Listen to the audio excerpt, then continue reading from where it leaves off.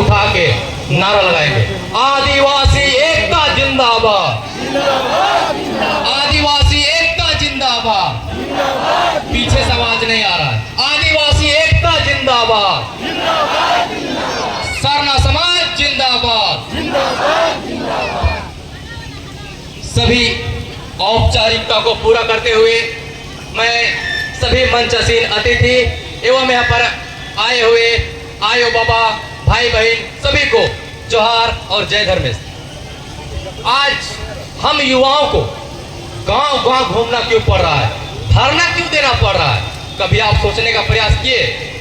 आज हम लोग गांव गांव क्यों घूम रहे हैं, धरना क्यों दे रहे हैं, आंदोलन क्यों कर रहे हैं? ये सोचने वाली बात है।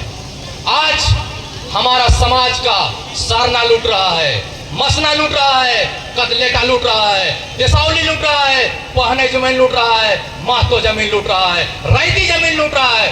चारों तरफ से हमारे समाज के ऊपर हमला किया जा रहा है। आने वाला दिन में यदि हम एक नहीं हुए, अगर हम संगठित नहीं हुए, तो हमारा ना सरना बचेगा, ना मसना बचेगा, ना कदलेटा बचेगा। हमारा जितना भी जल जंगल जमीन सब लूटा जाएगा। ये कास्टी है। आए वो भाई बहन मान, मैं आप लोगों से एक बात कहना चाहता हूं, ये झारखंड किसी दूसरे का नहीं है। ये झारखंड ये हमारे आदिवासियों का है, ये झारखंडियों का है। ये झारखंड को हम लोग अपने खून और पसीना से लिए हैं, किसी के भीख से नहीं लिए हैं।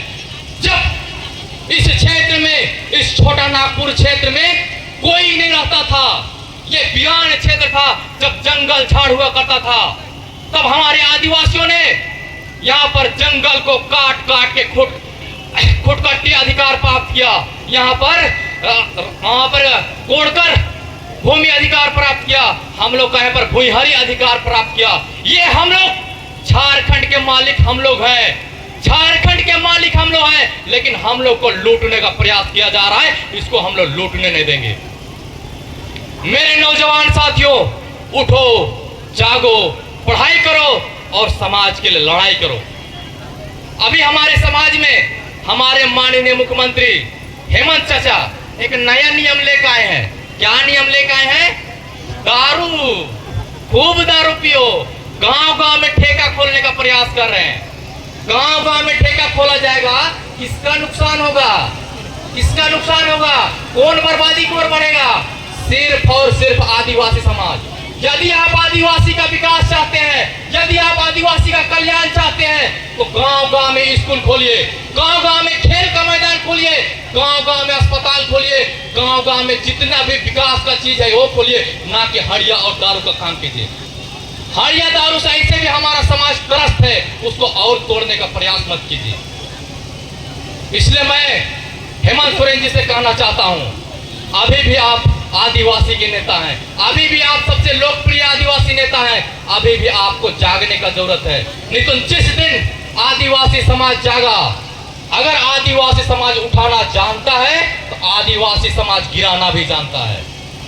इसलिए हम आपको चेतावनी देते हैं, ये सिर्फ मेरी बोली नहीं है, ये हुंकार है और यहाँ से उलगुलान शुरू होने वाला है।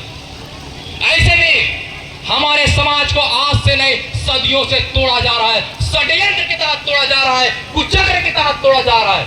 आपको एक बात याद दिलाना चाहता हूं, धर्म के रिलेटेड संबंधित है। अभी सरना कोर्ट का बात हो रहा है ना, आप लोग ध्यान से सुनिएगा। जब हमारा देश आजाद नहीं हुआ था, कब का बात है? जब हमारा देश आजाद नहीं हुआ था, जब जनगणना शुरू होता है 1871 में, तो हमारे जो सरना धर्म मानने वाले का कोलम हुआ करता था, हिंदू, मुस्लिम, सिख, ईसाई, जैन, बौद्ध और आदिवासी एनिमिस्ट के नाम से एक धर्म कोड हुआ करता था। लेकिन जब हमारा देश आजाद होता है, जब हमारा देश आजाद होता है 1951 जनगणना के बाद 1961 में काम किया जाता है, षड्यंत्र के तहत, प्लान के तहत ये हमारा कोलम को हटा दिया जाता है। और ये आज उसी का हम लोग लड़ाई लड़ रहे हैं सरना कोड के नाम से। लेकिन कार्तिक बाबा बहुत प्रयास भी करते हैं, लेकिन दुर्भाग्य की बात है, कार्तिक बाबा का सपना और जितने भी हमारे धर्म अगुओं का सपना आज धरा के धरा रह गया। जब कार्तिक बाबा का देहांत 1981 में होता है, इतना बड़ा लाखों लाख का हमारा आदिवासी समाज दूसरा कार्तिक उरांव पैदा नहीं कर पाया, ये दुर्भाग्य की बात है, ये सोचने की बात है कि नहीं है? बताइए को। आज अगर हम लोग एक कार्तिक उरांव गए थे, 1000 कार्तिक उरांव पैदा किए रहते तो आज हमारा ये स्थिति ना रहता। लेकिन दुर्भाग्य की बात है, हम लोग एक कार्तिक उरांव दूसरा पैदा नहीं कर पाए। कार्तिक उरांव कोई मामूली इंसान नहीं थे। कार्तिक उरांव एशिया के 7वें नंबर के पढ़े लिखे इंसान थे। वो कोई भी काम करते थे तो सोच समझ के करते थे। एशिया में एक देश नहीं आता है, 48 देश आते हैं। मालदीव, श्रीलंका, भारत, पाकिस्तान, अफगानिस्तान, नेपाल, भूटान, बांग्लादेश, ऐसे बहुत सारे 48 देश आते हैं। उसमें कार्तिक बाबा 7वें नंबर के पढ़े लिखे इंसान थे और वो सीरम टोली सरना से सरुल का शुरुआत किए थे। और वो इस सरुल जुलूस को शुरुआत इसलिए किए थे कि हमारा समाज का कला, संस्कृति, सभ्यता बचा रहे। लेकिन आज षड्यंत्रकारी जहां से सरुल जुलूस शुरुआत हुआ उसी को तोड़ने में लगे हैं और आज तोड़ दिए और वहां पर रैंप उतार दिए। दुर्भाग्य की बात है, कार्तिक बाबा का सपना को तोड़ दिया इन लोगों ने। इन लोगों को छोड़ेंगे, इन लोगों को छोड़ेंगे? आवाज नहीं आ रही, लोगों को छोड़ेंगे? कैसे छोड़ सकते हैं? जो कार्तिक बाबा का सपना कोई लोग तोड़ने का काम किया है उसको छोड़ देंगे का? ऐसे छोड़ देंगे? नहीं छोड़ सकते ना। और ये झारखंड के नेता, ये जो गद्दे के हुक्मरान है, ये जो सत्ता के हुक्मरान है, इसको मैं एक चेतावनी देना चाहता हूँ। झारखंड के मालिक तो हम हैं, झारखंड में 40% खनिज भी है, लेकिन हम लोग यहाँ के मालिक होते हुए गरीबी की स्थिति में जी रहे हैं। कोई आदमी मालिक होते कैसे गरीब बन सकता है? यही नेता, ये जो है ना हरामी लोग, ये बदमाश लोग, ये लोग पैसा के बल पर नाचने वाले लोग, खाली स्टेज में बैठने वाले लोग, ये लोग क्या समझता है? हम लोग भी आदिवासी टाइगर हैं, हम लोग भी आदिवासी टाइगर हैं। युवाओं को ललकारने का काम मत कीजिए। बार बार बोल रहे, युवाओं को ललकारने का काम मत कीजिए। जिस दिन युवा जाग गया ना, ऐसे भी जाग रहा है, जिस दिन युवा जाग गया इतिहास गवाह है। हम लोग कोई मामूली इंसान नहीं है, हम लोग बिरसा मुंडा के वंशज हैं, हम लोग सिंगी दाई के वंशज हैं, हम लोग तेलंगा खड़िया के वंशज हैं, हम लोग वीर बुद्धू भगत के वंशज हैं, हम लोग जतरा टाना भगत के वंशज हैं, हम लोग फूलो झानो के वंशज हैं, हम लोग रुनिया टोनिया के वंशज हैं। हम लोग का इतिहास को याद कीजिए।